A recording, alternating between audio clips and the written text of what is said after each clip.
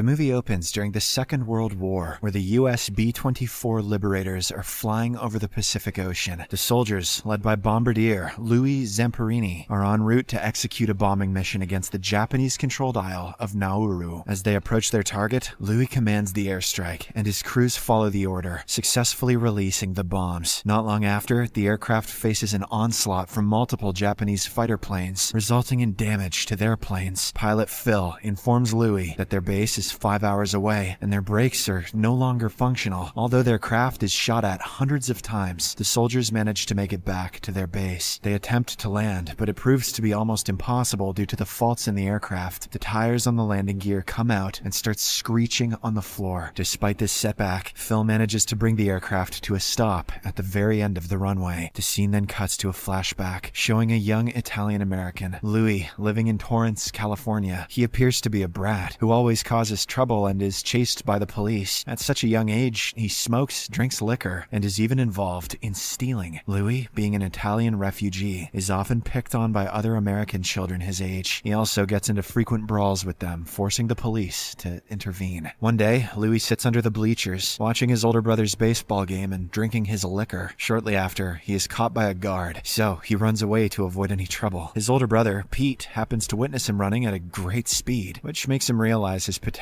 to become a runner. It's amazing what drinking and smoking will do for you athletically. As a result, Pete decides to train him and encourages him for the same. Louie is a bit hesitant at first, but he agrees after some insistence. As the years pass by, he excels his running skills and wins each and every race competition he participates in. This earns him the nickname the Torrance Tornado.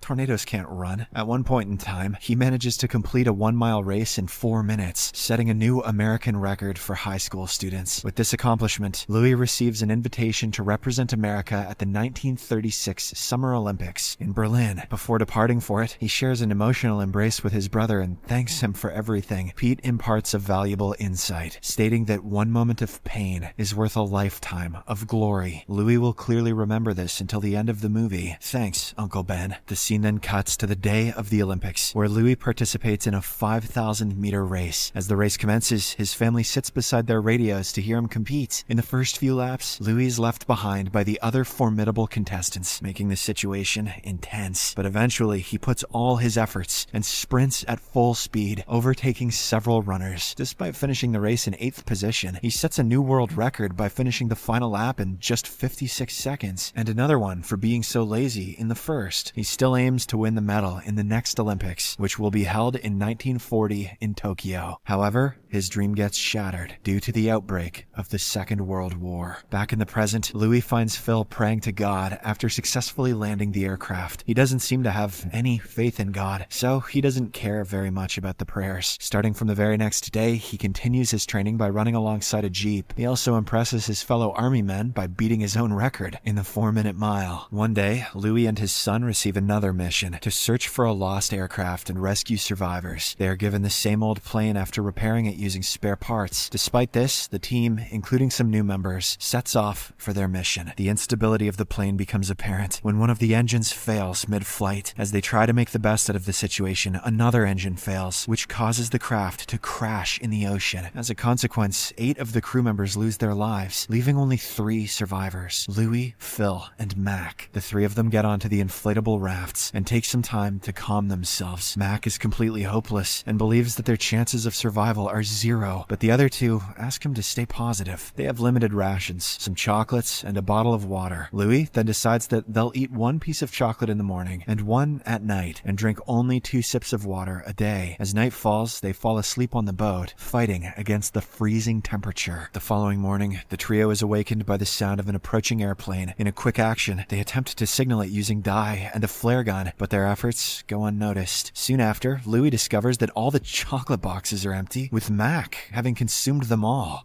Friggin' MacDonald, more like. This infuriates Louie, as now they are left with nothing. However, he controls his anger, as there's no point in fighting. The 3 then grapple with survival in the seemingly endless ocean, enduring days without food or water. In the midst of their struggle, a seagull lands on their boat. Starved, the soldiers immediately grab and devour its flesh to fulfill their hunger. hunger. However, their stomachs can't hold on to it, causing them to vomit. After this, they come up with the next plan. They use the same seagull's flesh as bait to catch fish. They then take turns to have a bite of the fish, bringing them temporary satisfaction. As time goes on, their situation grows increasingly dire. Moreover, they are battered by a sea storm one night, which makes them feel that their lives are slipping away from their hands. At this critical moment, Louie turns to prayer, saying that he'll serve his whole life for God if he saves them now. Miraculously, they survive the storm, and the following morning brings rain. The crew happily fills up their containers and drinks the drops from the sky. In the next few days, they successfully manage to catch a shark, providing them with much-needed sustenance. On the 27th day adrift, the crew spots another plane in the sky. They shoot their flare gun to attract attention, and the plane turns around, giving them a new sense of hope. However, their happiness is short-lived, because it turns out to be a Japanese aircraft that begins shooting at them. In a desperate bid to save themselves, the crew jumps into the water, dodging bullets and also fending off sharks. Shortly after, the aircraft flies away, after which the trio swim back up. Despite evading the danger, their inflatable boats are damaged due to the bullets. They hurriedly patch up the holes so that they can remain afloat and save themselves from shark attacks. Time continues to pass, and the three of them spend their days and nights on the same small boat. It has been over 40 days since they became stranded in the ocean. Mac's condition deteriorates to the worst, and as a result, he slowly succumbs to hunger. Louie and Phil wrap up his body and drop it in the water. Surprised they didn't eat him, honestly. Following this, the remaining two continue clinging to life, but their condition has deteriorated to the point where they are unable to talk or stand. On the 47th day of their ordeal, they come across a ship that unfortunately belongs to the Japanese soldiers, resulting in their immediate capture. Now prisoners of war, Louie and Phil are confined in separate dark cells on Kwajalein Atoll. There, they're provided with a meager sustenance of rice balls, which they hungrily consume. One day, the two American airmen face interrogation by a Japanese colonel who seeks information about newer bombers and the Norden bomb site, having extracted some details from them. Louie and Phil are transported to another prison camp in Tokyo alongside other prisoners. Upon arrival, they're separated in the vast crowd and are sent to different POW camps. Louie finds himself at Omori Detention Center under the supervision of a cruel-hearted commanding officer, Corporal Mutsuhiro Watanabe. According to Watanabe, all the prisoners are the enemies of Japan, so they'll be treated accordingly. While explaining prison rules, Watanabe spots Louie, looking him in the eye, so he beats him up with a thick wooden stick. After making them stand for a whole day, the new prisoners are sent to their camp hut where Louie meets other American soldiers. The next day, the prisoners are assembled on the ground, and Watanabe identifies individuals with particular talents. Noticing Louie's athletic background, Watanabe initiates a race between Louie and a Japanese officer. Clearly exhausted from lack of food, Louie collapses to the ground, which causes him to receive further beatings. It's apparent that Watanabe hates him the most, as he subjects him to more frequent physical and brutal assaults. Apart from enduring hard labor in the camp, the American soldiers also manage to stay informed about the war's progress via newspapers pilfered from the Japanese. A Marine soldier keeps track of American positions, but he's soon caught by the Japanese soldiers. As a consequence, he is beaten up mercilessly, while Louie and the other prisoners watch on helplessly. A few days later, Louie is given an opportunity to send a message home, confirming his survival. Turns out that the US government has already classified him as killed in action. Agreeing to this, he's taken to a radio station where he delivers a message to his family. He's also forced to falsely claim that he's being treated fairly so that they can get some mercy from the American government in the war. After this, Louie is offered good food after a long time. However, this gesture comes at a price, as he is later asked to broadcast another message containing anti-American propaganda. The Japanese men also offer him a great life in Japan if he does it, but the latter refuses to betray his principles and is consequently returned to the POW camp. Once back, Watanabe tells Louie that he's strong like himself and that they'd have been friends if they weren't enemies. But since Louie refused to comply with the Japanese order, Watanabe has all the prisoners punch him in the face, one by one. This punching spree lasts for an entire day, leaving his face bruised and battered. One day, the prisoners are instructed to perform a play of Cinderella to to amuse the Japanese soldiers. Amidst this, Watanabe sits next to Louie and tells him he has been promoted to sergeant, so he'll be leaving Omori the next day. He asks Louie to congratulate him on the promotion, but the latter remains silent. The life of the prisoners at the camp gets immensely better after his departure. However, the good days don't last long, as the Allies bomb the neighboring city, causing the prisoners to be relocated to another camp called Naoetsu. Upon arriving there, Louie momentarily passes out at the sight of Watanabe, who is unfortunately the commander of this camp. Watanabe delivers the same speech and hits Louie for no reason. Starting from the very next day, the labor work continues, and the prisoners are assigned to load large bags of coal onto the ship, which is even more exhausting than before. The weight of the bags and their fatigue combined causes some men to fall over the railing and die. One day, Louie, who is extremely exhausted, pauses doing work, so he is brought to Watanabe, who then punishes him by making him lift a large wooden beam and hold it over his head. Louie struggles, but Watanabe orders a guard to shoot him if he drops it. As a result, Louie holds it up for several hours despite the physical strain. Every prisoner has their attention on Louie, and they cheer for him in their low voices. Watanabe expects him to drop the beam, but Louie lifts it even higher while fearlessly staring at the sergeant's eyes. Unsettled by his defiance, Watanabe beats him brutally and abandons him in the same spot for the entire night. The next day, a superior Japanese officer announces the ceasefire and instructs the POWs to go take a bath in the nearby river. The prisoners initially believe that they're going to be executed, but as they get into the water, an American bomber plane flies overhead, indicating that the war is finally over. All the prisoners celebrate their victory, and soon after, the supplies are dropped in the camp. Amidst the celebration, Louie tries to find Watanabe in his quarters, but he seems to have already fled. He then sits down and stares at a picture of Watanabe as a child alongside his father. In the aftermath, Louie and the other POWs return to their home country, where their families are waiting for them at the airport. At the end of the film, a slideshow depicts the real Louie's post-war life. He married and had 2 children. Phil too survived and married. Watanabe went into hiding and evaded prosecution after being listed on the top 40 most wanted Japanese war criminals. Louie lived out his promise and devoted his life to God. With this newfound faith, he decided to forgive his wartime captors by meeting with many of them, but Watanabe still refused to meet him. Though Louie couldn't win the medal, he fulfilled his dream of running in the Olympics at the age of 80.